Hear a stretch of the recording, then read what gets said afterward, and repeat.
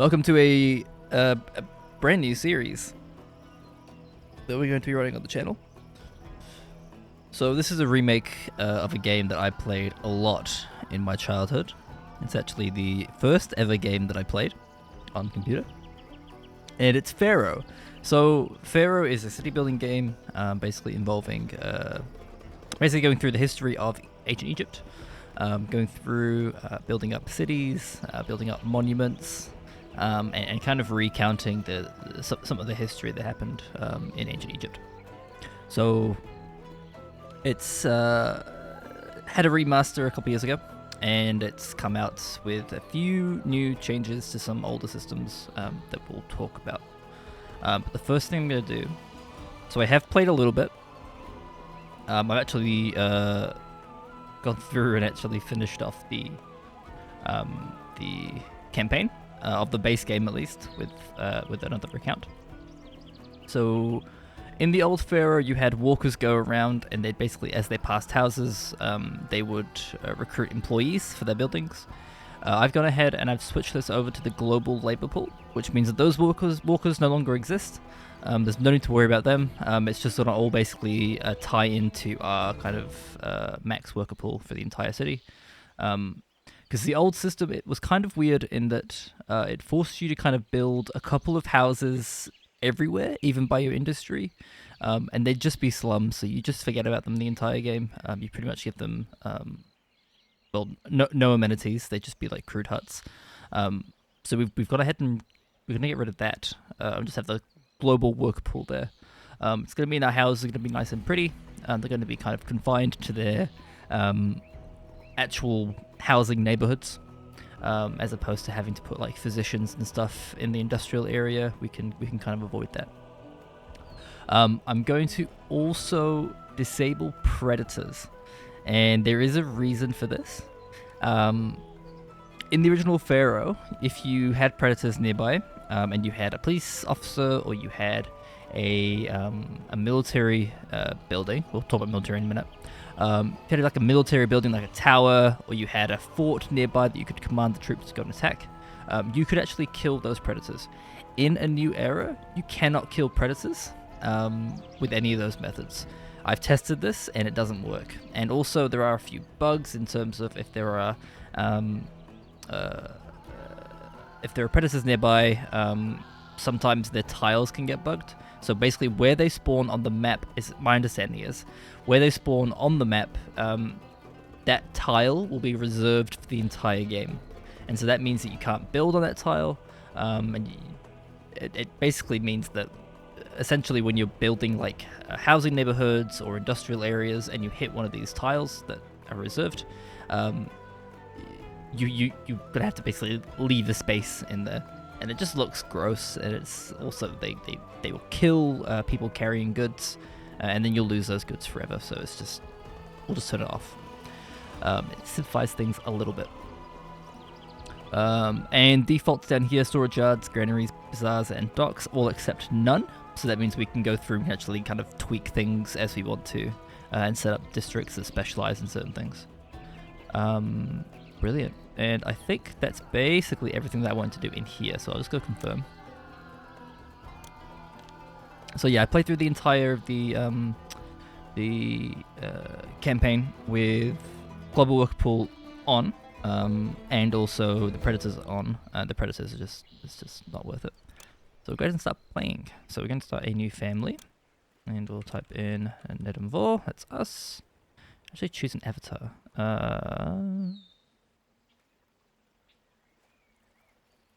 I think that's the...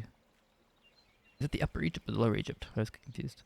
At the very bottom of the Upper or Lower Egypt crown. Cool. Let's do that. Excellent. So we've got campaign, mission selection, or load. There's no load games, but we could do a mission selection. But I think to start with, we'll just go through the campaign and kind of get a feel for the game and what it's going to look like for us. So our first city, if you can call it that, is going to be Nubt. And these are basically tutorial missions that kind of give you an idea of how the game works. So the first win condition is 6 mega shanties. which is the third tier of housing, I believe, if my memory serves. Because crude huts, sturdy huts, and mega shanties. Welcome to ancient Egypt, land of the pharaohs. Here you'll participate in the history of one of the greatest civilizations the world has ever seen. In an epic story that spans more than 15 centuries and 24 generations. You must lead one family, generation by generation, from its earliest beginnings in Egyptian prehistory, through the dawn of civilization, to the establishment of a unique and powerful empire and beyond. Our story begins more than 5,000 years ago, along the banks of the Nile River in an area known as Nubt. Here, a small confederacy of clans struggles to eke out an existence in the harsh environment.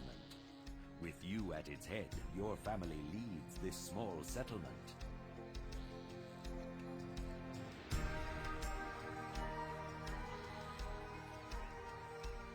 Okay, let's get started.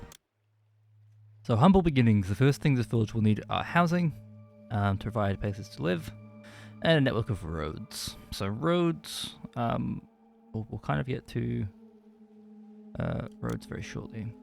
Oh, it actually tells us exactly where to put housing. Okay, that's interesting.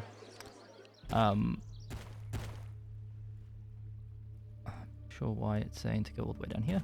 There you go.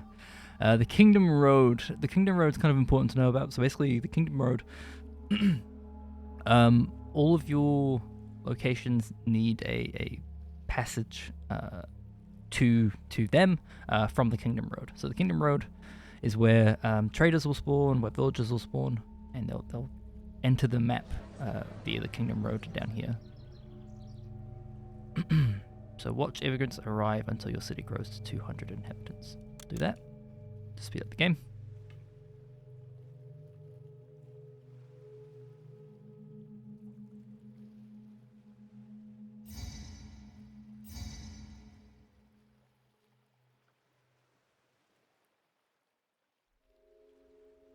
Cool. Access to water. So now they're saying about wells. We can put wells in. It's fine. Go ahead and put in the wells where the game is telling us.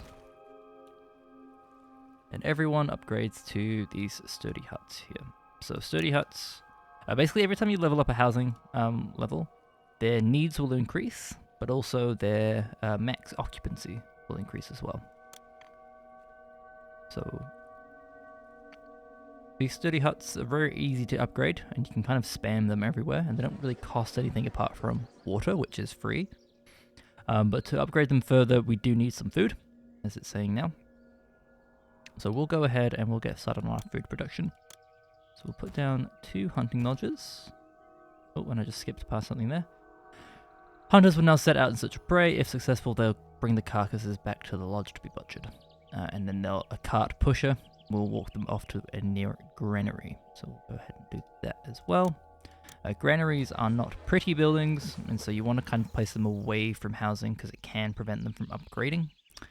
And in the worst case, they can actually downgrade if it's too undesirable.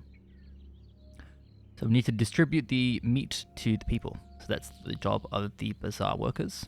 So we'll go ahead and build a bazaar. Walkers spawn and return points. So you see these green and red icons here. So the green arrow will show where this workers will exit the building from. And then the red will show where it enters the building from. There we go. Ambulomancy. And this is talking about making sure you don't have enough intersections. Making sure you have a limited number of intersections in your city, so that your walkers don't have a lot of choices about where they can go. You can kind of control their paths as they go around. For instance, we could remove this road here, and then this would remove this as an option for our bazaar workers to go, so they would only have to. Then we can do roadblocks as well. So they would only be able to, once they hit this corner, instead of being able to go forward, they'll have to go around here. So they only have one option to take. And then when they get here, they're going to have 2 options, right? So what we'll do... wants a roadblock there. Oh no. Can I not place this anymore? Have I ruined the mission?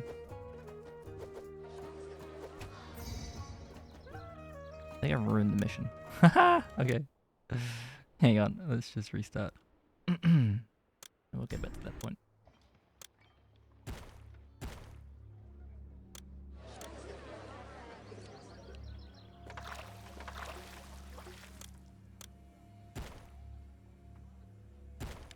Cool. And now we'll just throw in a water supply somewhere. I'll put it here, making sure that the red and green arrows are on the right side of it for the housing. And then once this guy goes through, in the original Pharaoh, these would turn off. But in this case, they aren't turning off. There we go. These have been turned off. Go ahead and remove them. And now, obviously, I do need to say buy game meats on both of these bazaars. So I put 2 bazaars down, and that's just to make this a little bit quicker for ourselves. And actually, I don't have the granary set to accepting all. We should have done that as well. There we go. Just things for me to remember as we go through the game. And there we go. You can kind of see those... By filling your people's bellies with nourishing food and protecting... You can see these upgrading here to mega shanties, which is great. Perfect. So we go to the next mission. Hiya, Nedumvoy here. Thank you so much for watching. Likes, comments, and subscriptions really help out the channel, but if you'd rather move on to my next video straight away, you can find it on screen now. We'll see you in the next one.